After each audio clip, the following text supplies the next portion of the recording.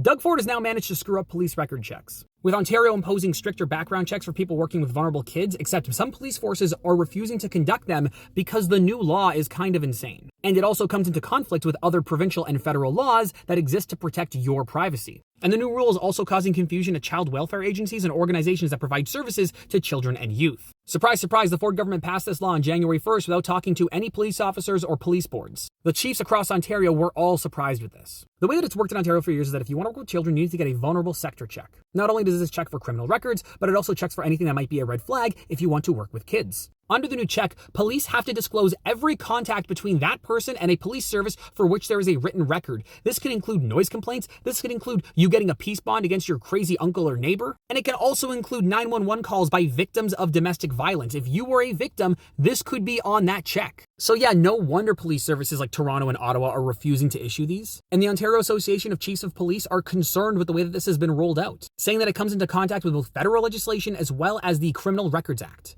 And beyond that, the wording of this new check is extremely vague, meaning that different police forces from different parts of the province could include different information on this check, versus the old method of having it standardized, which, might be helpful when you're working with children. Even when the Ford government thinks they're doing a good thing, they still manage to screw it up. Remember, Doug Ford is Mr. Pro Police Officer, and he still managed to time and time again get into conflict with police officers and police chiefs across Ontario. He constantly springs things on them without warning them, and he constantly makes their job harder. I have never seen a conservative more in conflict in Canada with police than I have seen with Doug Ford. Doug keeps saying he's doing these common sense changes and all these different things that involve police, and time again, the police are like, no, we don't like this, we don't want this is not helpful. And this is why Doug Ford cannot govern. The man is incredibly incompetent. He is not capable of managing this province.